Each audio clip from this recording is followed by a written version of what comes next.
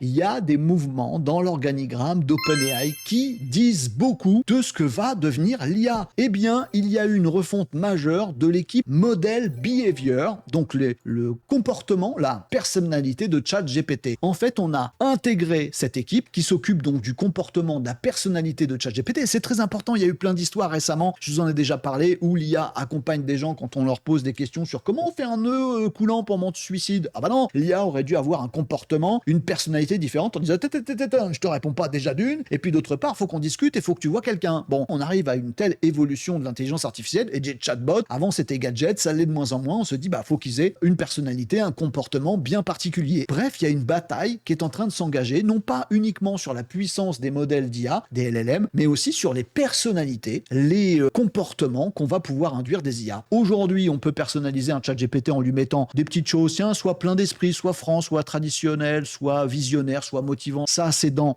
les paramétrages de votre chat GPT. C'est gadget et ça se fait après le post-entraînement. Et bien maintenant, ça va se faire pendant le post-entraînement. On va avoir des IA qui vont avoir du caractère et des personnalités différentes en fonction des éditeurs et des modèles différents. Les choses évoluent, la personnalité arrive, faut s'y préparer parce qu'on va devoir vivre avec ces IA de plus en plus marquées en termes de comportement et de personnalité.